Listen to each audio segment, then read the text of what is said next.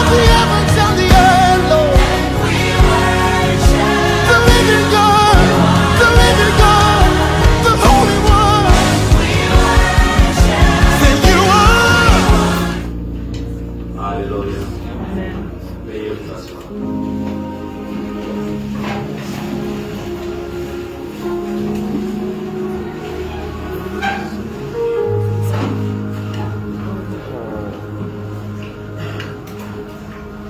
Bonjour à tous.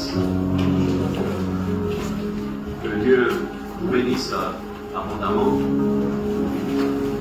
Nous sommes heureux d'être là ce matin. Heureux d'être surtout dans la présence de notre Dieu. Celui qui nous rassemble ce matin. Il est infiniment bon. Amen. Nous avons passé des merveilleux moments pendant la veillée. C'était super. La présence du Seigneur. Et surtout, ce qui est important, c'est parce que nous avons, avec l'aide du Saint-Esprit, un travail particulier a été fait pendant cette nuit. Comme dit l'Écriture dans le livre de Genèse, il dit il eut un soir, il eut un matin, et ce fut le premier jour. Amen. Donc, nous sommes rassurés que quelque chose s'est passé ce jour-là.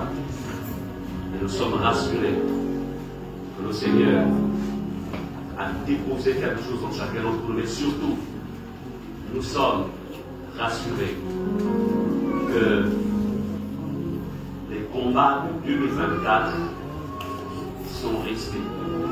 Amen. Parce qu'avec lui, nous allons de gloire en gloire et de victoire en victoire. Amen.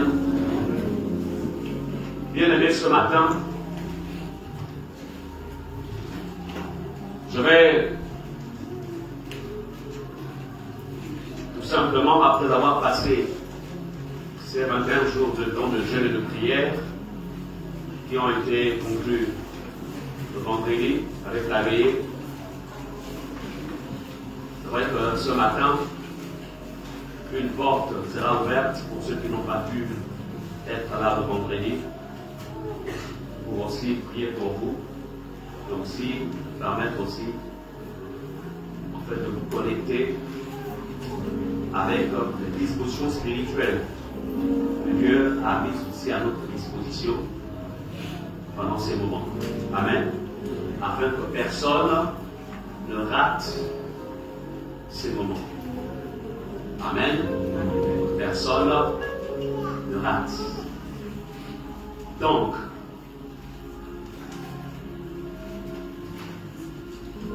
pour ceux qui n'étaient pas là, je vais juste faire un résumé. Pour ceux qui n'étaient pas là vendredi, parce que lorsque je vous appellerai, vous compreniez en fait de quoi est une question.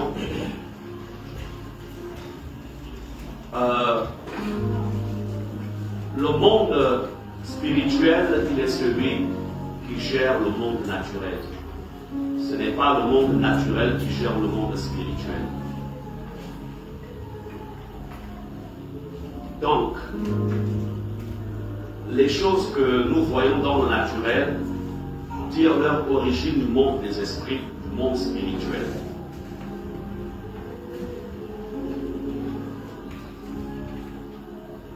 Je disais vendredi que alors que dans quelques jours, le monde entier va fêter l'entrée dans la nouvelle année 2025.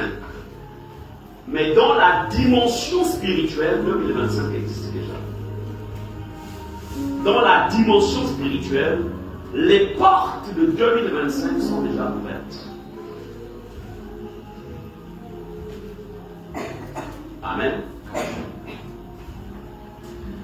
D'où être physiquement en 2025, c'est une chose, mais être spirituellement en 2025, c'en est une autre.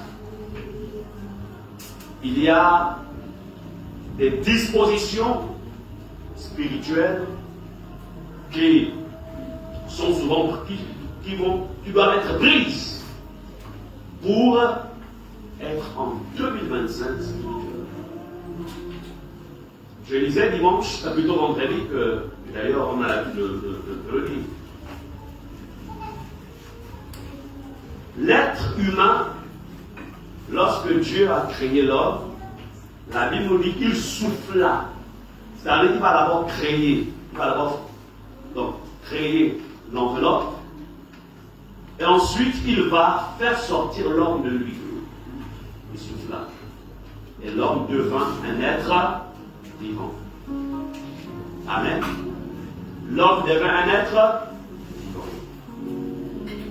Donc, notre existence ne commence pas à partir du moment où on est fœtus dans le sein de nos mères. Non. L'être humain existe avant même qu'il ne soit dans le sein de sa mère. Voilà pourquoi Dieu dira à Jérémie, avant que tu ne fus dans le sein de ta mère, comme on dit, avant que tu ne fus placé dans le sein de ta mère, je te connaissais déjà. Comme vous dites, en fait, tu étais déjà, je t'avais déjà créé. Amen. Donc, c'est pourquoi ceux qui font des avortements, en fait, ils tuent l'homme. Ils tuent l'être. Même à un jour de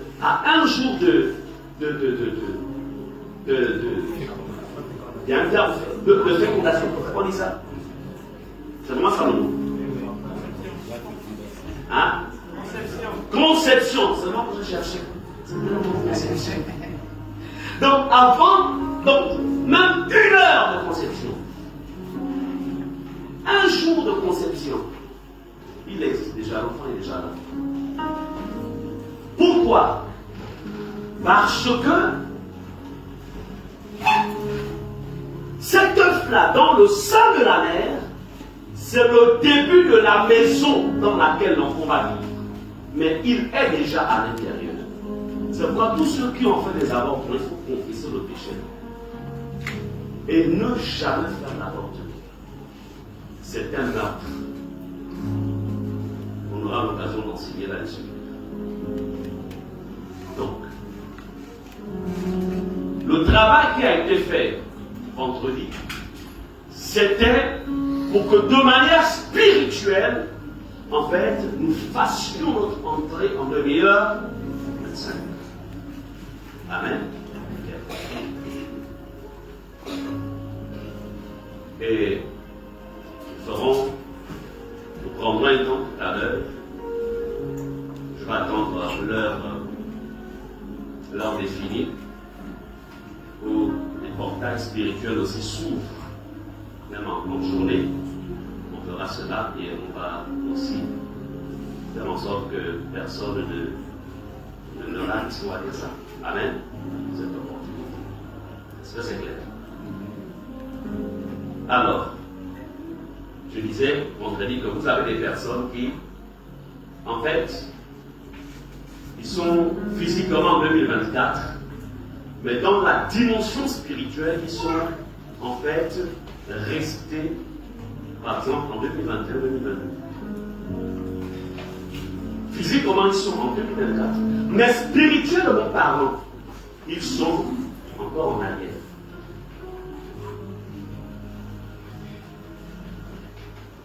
D'où, comme j'ai l'habitude de dire, la vie chrétienne, ce n'est pas tout simplement seulement lire la Bible, c'est bien, chanter des cantiques, c'est bien, mais il est important de comprendre en fait que la vie chrétienne, c'est une science, et Jésus en est le maître, et nous enseigne chaque jour.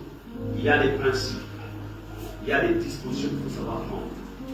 Est-ce qu'on est ensemble? Amen. Donc, je rendais témoignage vendredi, il disait que le diable a voulu vite m'envoyer au ciel. J'ai dit non. J'ai ma femme encore qui est là. Je n'ai pas encore fini ma mission. Donc, c'est vrai que le ciel est beau là-bas, mais ce n'est pas le moment de partir. On n'a pas besoin de voir sur la terre. témoignage de la puissance de Dieu. Le toute ma vie, c'est vrai que je me souviens, pendant le tour du Gabon, entre l'axe entre Maputo et Okonja, c'est la nationale 2, et là nous sommes en 1980. Quand on a fait le tour du Gabon, c'est 92 ans. Nous étions dans un bus de 17 places, et à un tournant, le village avait été mal pris, et nous étions 17 dans le bus.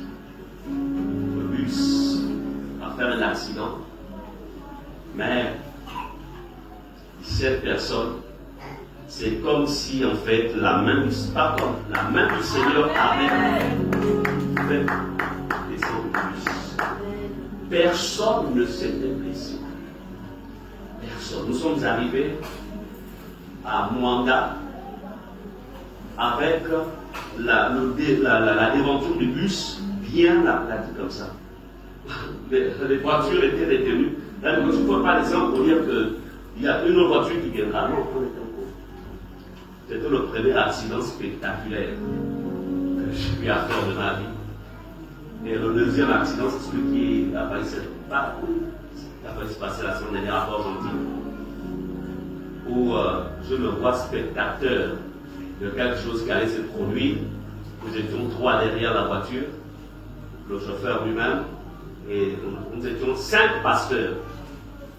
5 pasteurs qui devaient être affectés urgemment au ciel. Et Jésus a dit non, c'est pas moi. Alléluia.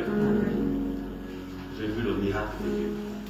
Donc pour dire que, je l'ai vécu là, l'expérience.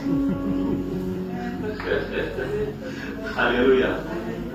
J'ai vu la voiture, on était au bord de mer, comme ça, on était au bord de mer, et le chauffeur a fait une mauvaise manœuvre, il a voulu esquiver un trou, et puis de manière très rapide, la voiture a fait des zigzags. Vous savez quand ça, en fait il se battait pour maintenir le volant, et la voiture allait direction dans l'eau. Là, si ça partait là-bas, peut-être que l'ange allait faire comme la tête soulevée la voiture qu'on voit dans les dessins animés. Vous devez déposer ça. Mais sans ça, je vous dis, c'est-à-dire on allait là-bas, dans la tonnerre, il devait. Ensuite, il devait y avoir des traumatismes, forcément. Parce que c'est le genre, ce sont des petites voitures, le genre morning là. Ouais, les morning. Bon, petites voitures. Le chauffeur tremblait. J'ai dit, frère, il a voulu rentrer, il dit, pasteur, laisse-moi prendre le volant.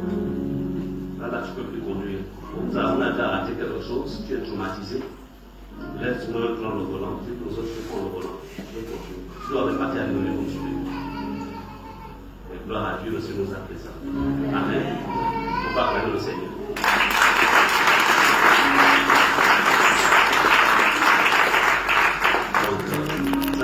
Samedi dernier. Donc ça veut dire que si le Seigneur m'aura affecté au ciel, si la semaine prochaine, ça va Jésus là-bas. Ça va entrer dans ça avec Jésus. Allez voir la place, Yes. Alléluia. Et les gens allaient venir vers toi. Pasteur Raka. Mais au nom de Jésus, ça se passera quand vous aurez 90 ans. Amen. Chacun d'entre vous a forcément vécu un miracle dans sa vie, dans sa vie de 24. Amen. Chacun d'entre nous, nous avons un miracle. Un miracle. Donc, c'est pourquoi la semaine prochaine, dimanche prochain, ça va être un culte de célébration. Amen. Amen. De célébration, de puissance. Mais ce matin, qu'est-ce que Dieu a prévu pour chacun d'entre nous? Je voudrais vous parler de la puissance du désert. Répétons, la puissance du désert. La puissance du désert. La puissance du désert. La puissance du désert. Vous allez comprendre en fait qu'est-ce qui se passe lorsqu'on a traversé un désert. Qu'est-ce qui se cache dans le désert? Qu'est-ce qui se cache dans le désert? Vous allez remarquer, on va voir dans la Bible, alors que nous achevions 2024. C'est le dernier dimanche de 2024. Qu'est-ce qui se cache dans le désert? Et que se passe-t-il une fois qu'on a traversé le désert? Vous avez traversé 21 jours de jeûne et de prière. Moi, on m'a même dit que les jours seront plus rentrés. On m'a dit que. Amen. Amen. Amen. Que se passe-t-il dans le désert?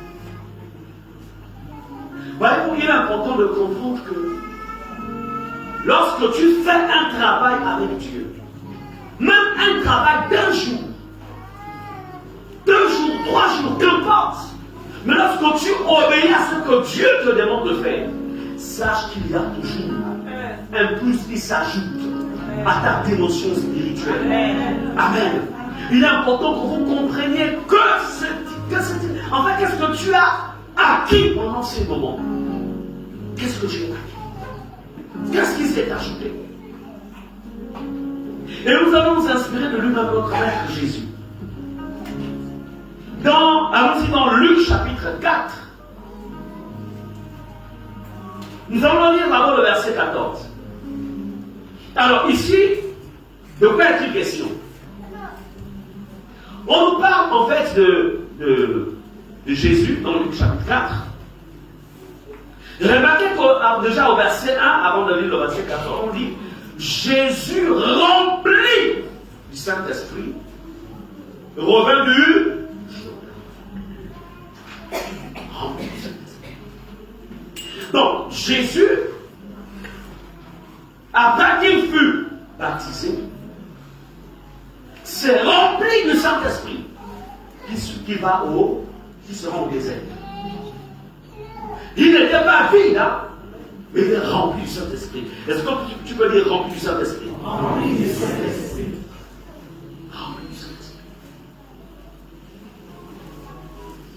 Alors, là-bas au désert, alors que Jésus est au désert, il va vivre la tentation où le diable le tentera pendant 40 jours.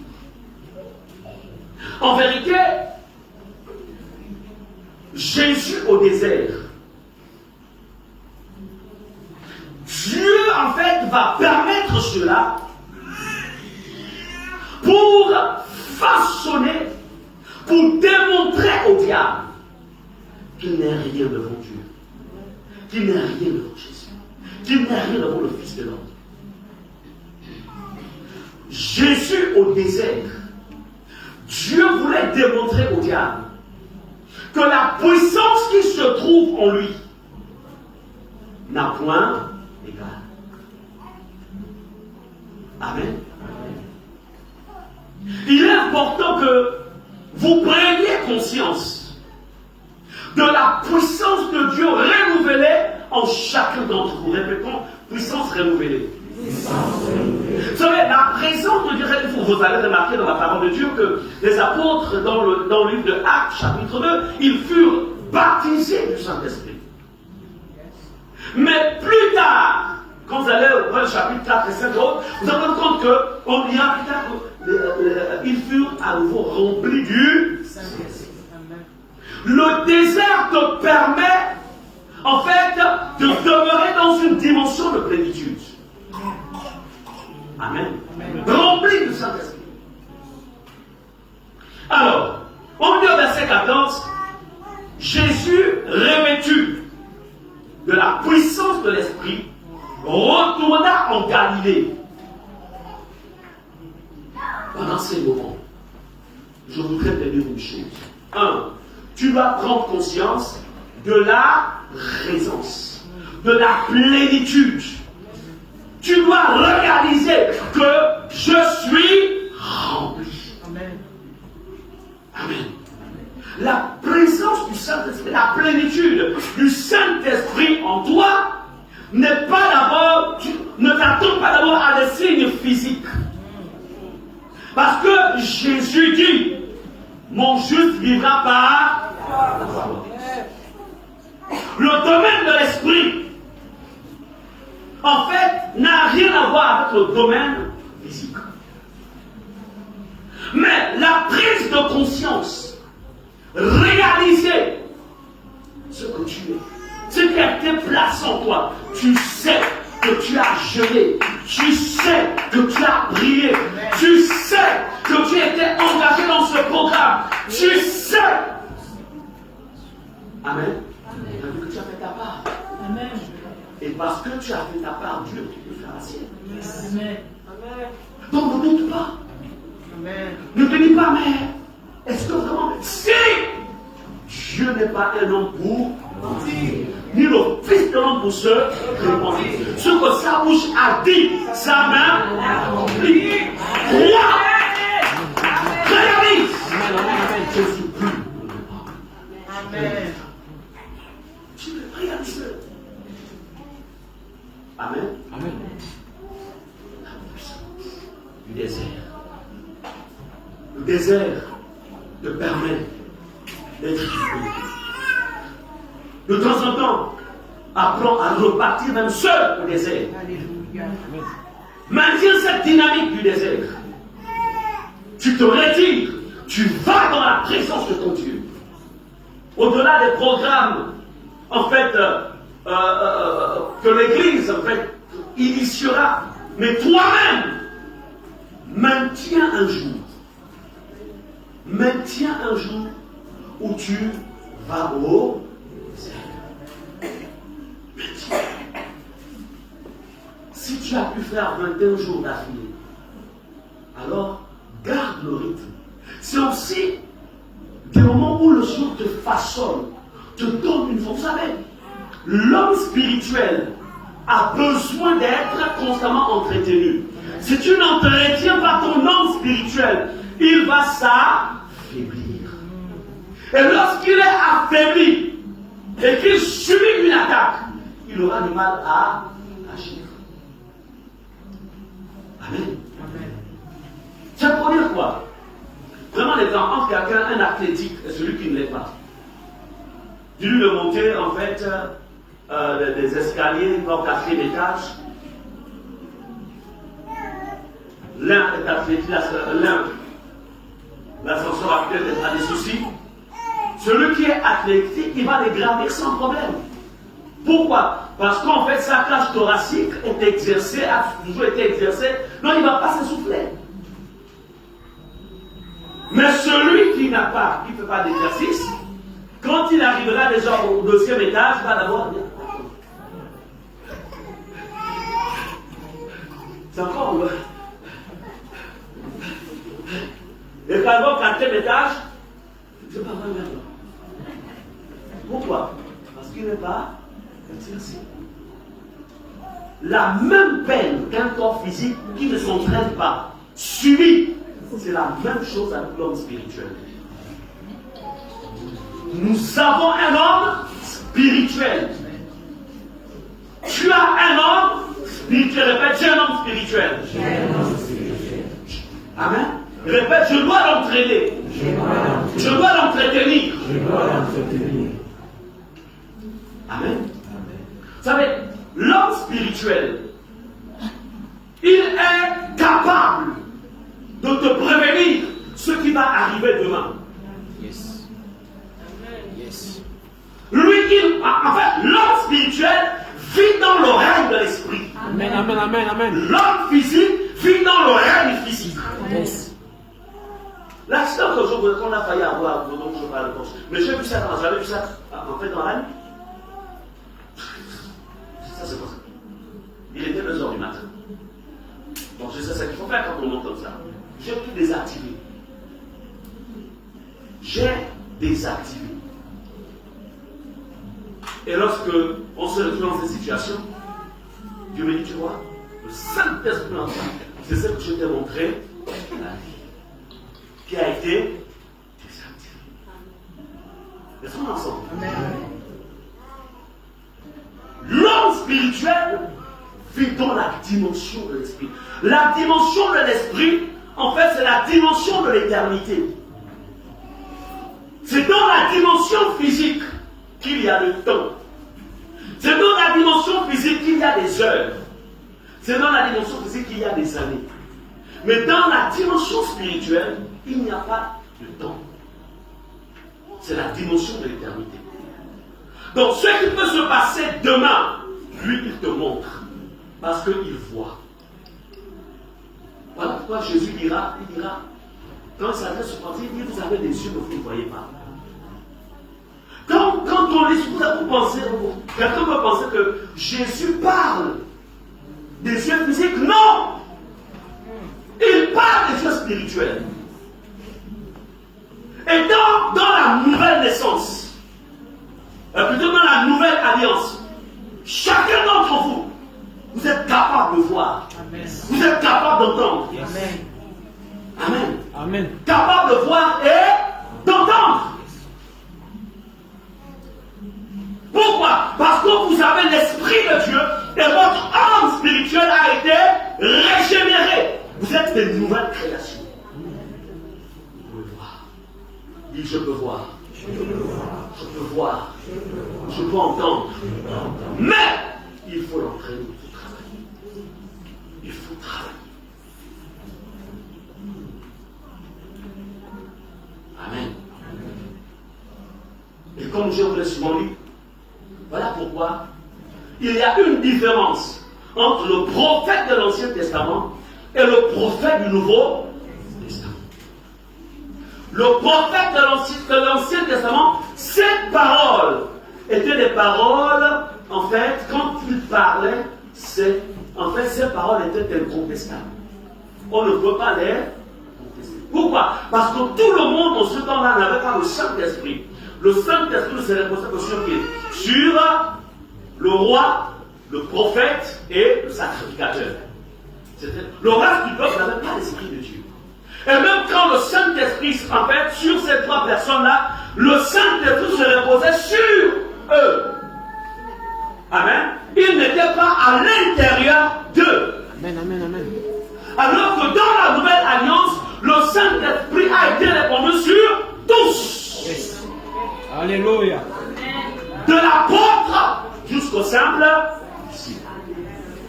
Amen. C'est pourquoi, si je dis par exemple, je dis à quelqu'un, personne vient. Et puis, je lui dis, écoute, je vois que en 2025, je vois que tu vas épouser une femme, je vois, c'est une indienne.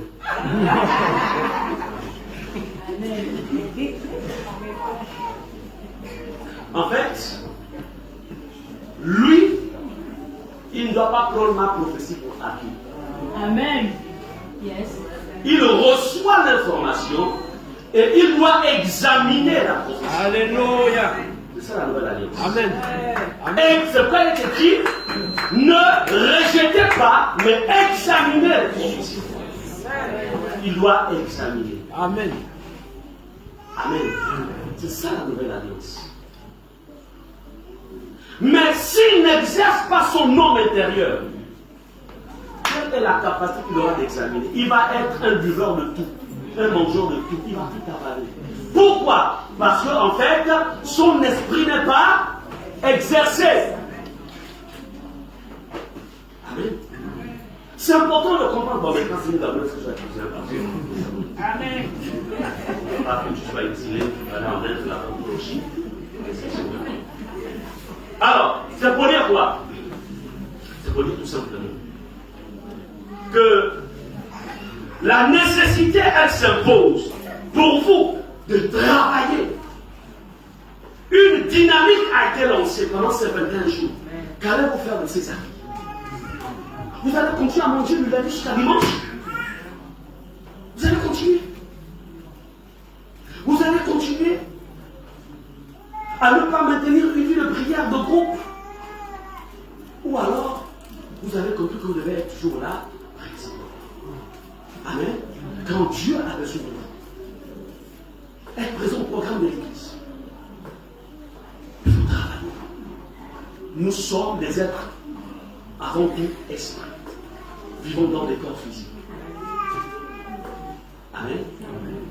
Donc, le désert est fait pour nous façonner. Jésus, au verset 14, on dit, revêtu de la puissance du Saint-Esprit. Alors, retourna en Galilée, et sa renommée se répandit dans tout le pays d'alentour. Je suis venu te dire ce matin, par rapport à ce que Dieu a placé en toi, par rapport aux atouts spirituels ou aux acquis spirituels que Dieu t'a donné, le domaine dans lequel Dieu t'a appelé, le domaine dans lequel tu